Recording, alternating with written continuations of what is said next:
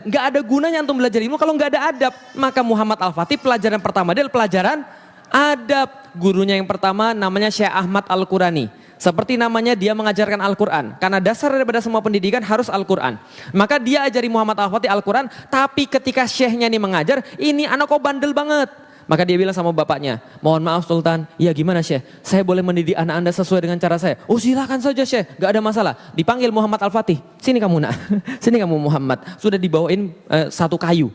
Ketika datang tanpa ada alasan apa-apa, ini ada dipukul pakai kayu, cetar. Kayu dipukul, anak ini langsung mentalnya down. Mentalnya down semenjak saat itu dia langsung hormat pada gurunya. Paham teman sekalian? Dia langsung hormat pada gurunya, hasilnya 8 tahun hatam Al-Quran. Hafal Al-Quran, hafiz 8 tahun. Itu karena dipukul gurunya. Ketika sudah gede Al-Fatih bilang, gara-gara pukulan itu saya jadi saya yang sekarang. Kalau Syekh Ahmad gak pernah mukul saya, mungkin saya gak jadi seperti sekarang. Paham ya?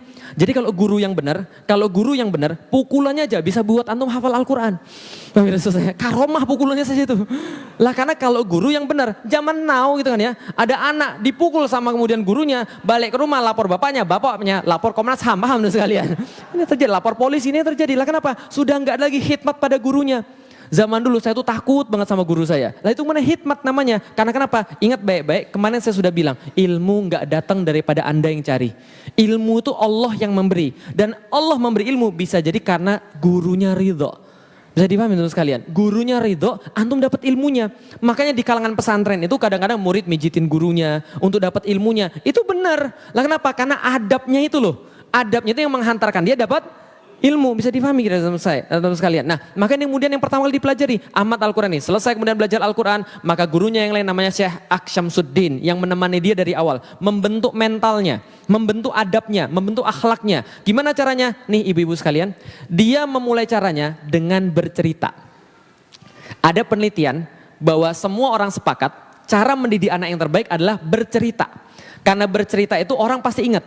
Nah, maka diceritakanlah kepada Muhammad Al-Fatih kecil ini semua cerita-cerita yang berguna. Aksyamsuddin ini jenius sejarah, jenius bahasa, jenius tanaman-tanaman obat, jenius astronomi, dan jenius-jenius yang lain juga. Dia polimat, dia jenius dalam berbagai macam perkara. Zaman sekarang multi talenta. Ya sama kayak antum, multi talentan, paham ya? Nah jadi adalah Aksyamsuddin. Aksyamsuddin kemudian mengajarkan pada Muhammad Al-Fatih seluruh kisah-kisah sejarah. Ini yang pertama, sejarah, cerita-cerita sejarah. Rasulullah Shallallahu Alaihi Wasallam diceritakan pada anak ini bagaimana kemudian akhlaknya, bagaimana kemudian berperangnya, bagaimana kemudian menyelesaikan masalahnya, bagaimana dengan para istrinya, sehingga anak ini muncul kemudian kecintaan pada Rasulullah dan meniru Rasulullah. Kisah-kisah para sahabat, kisah-kisah panglima-panglima besar di dalam Islam, semua diceritakan pada anak ini. Wajar umur 11 tahun anak ini bikin puisi tentang jihad. Jadi 11 tahun bikin puisi tentang jihad. Puisinya seperti apa? Baca di buku saya. Itu promosi, bukan iklan. Paham teman sekalian ya? Nah, 11 tahun dia buat puisi tentang jihad. Antum 11 tahun bikin surat cinta. Kasih ditolak naik tower BTS kan itu Anda bunuh diri gitu. Ini Aksyamsuddin mendidik dia dan menjadi bermental satria. Muncullah anak ini bermental satria luar biasa dan luar biasa hebat. Gak seperti anak zaman sekarang. Lihat, kesalahan kita di mana sih Bu? Kenapa muncul banyak orang yang gak mutu di tengah-tengah kita ini? Karena kita salah cerita pada mereka. Sedangkan cerita itu yang paling penting. Ini saya kasih sedikit hasil penelitian. Di Inggris itu dicoba suatu penelitian, satu kelas dibagi dua. Sebelah sini sama sebelah sini dibedain. Sebelah sini diceritain tentang satu kisah, sebelah sini dipisah dulu. Diceritain kisah apa? Yang masyhur di Inggris itu adalah cerita seorang satria menyelamatkan putri dari seekor naga. Gitu kan ya? Diceritain, gini loh ceritanya. Ada putri diambil oleh naga. Satrianya datang melawan naganya. Ketika naganya datang kemudian dia lawan mati-matian, patah kaki dia, patah tangan, patah pedang. Setelah dia patah segala-galanya, dia patah hati juga. Lalu kemudian dia putus asa. Setelah putus asa, dia pulang. Nggak mungkin saya menang melawan naga. Yang satunya diceritakan, patah tulang, patah pedang, patah kaki, dia berusaha sampai kemudian sebisanya, akhirnya dia bisa membunuh naga, menyelamatkan putri. Ternyata apa terjadi? Ternyata setelah dites, mental orang yang diceritain bahwa pahlawannya kalah dan nyerah, dibandingkan dengan mental orang yang kemudian diceritain pahlawannya menang, itu yang di sini nggak mudah putus asa, yang di situ mudah putus asa. Paham teman sekalian? Itu sudah diteliti. Jadi cerita itu sangat berpengaruh. Nggak percaya? Lihat orang Indonesia, salah cerita. Lah kenapa? Cerita orang Indonesia apa? Coba saya tanya sekarang. Teman-teman sekalian, binatang apa yang paling cerdas? Binatang apa yang paling cerdas? Kenapa cerdas?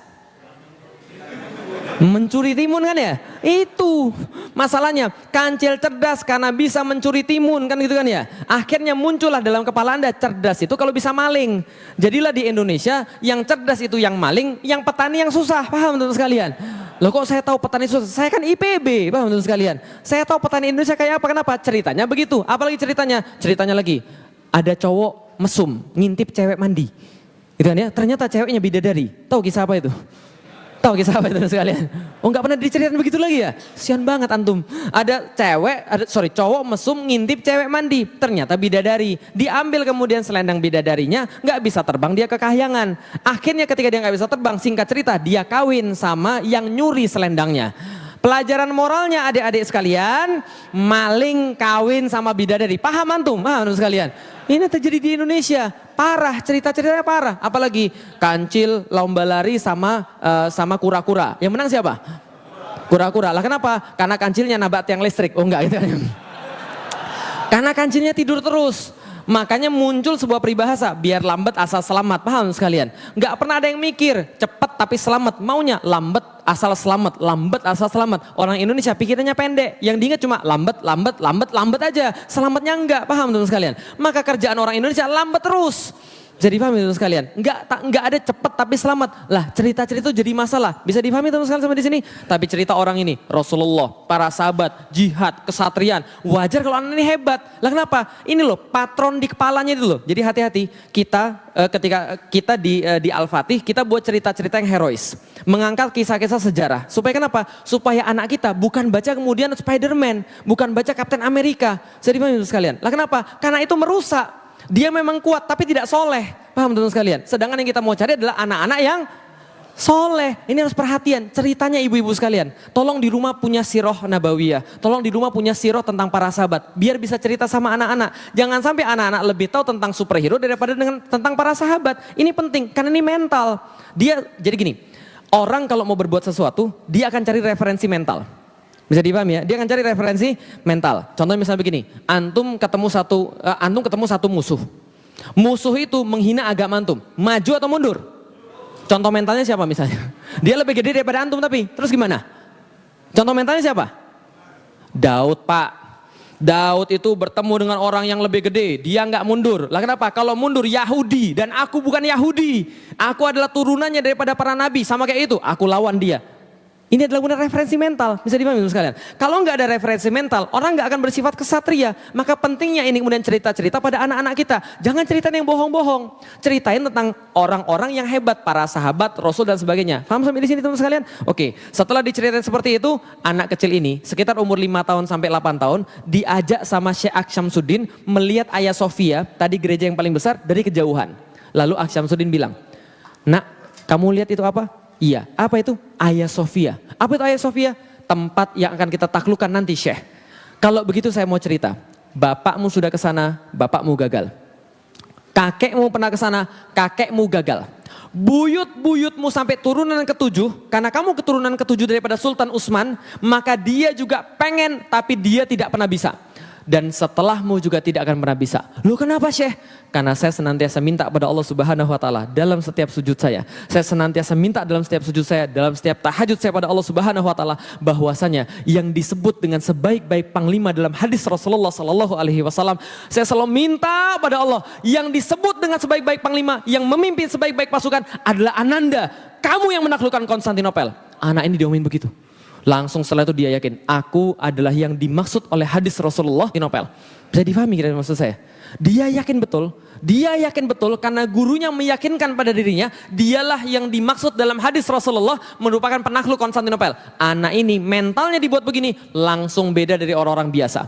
Orang-orang biasa pesimis, dia tidak. Apa yang terjadi pada dia? Nih coba lihat apa yang terjadi gara-gara cuma yakin doang. Gara-gara yakin doang, apa yang terjadi? Dia menguasai 8 bahasa ketika berumur 16 tahun. Berapa bahasa? 8 bahasa. Umurnya berapa? 16 tahun. Antum sudah berapa tahun? Berapa bahasa?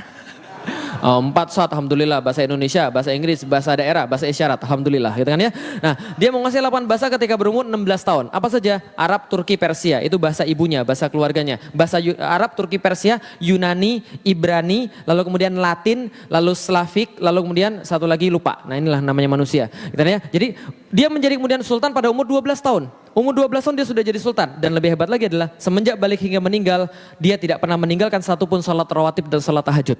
Lah kenapa? Karena dia tahu persis permintaan dia pada Allah ingin menjadi penakluk Konstantinopel.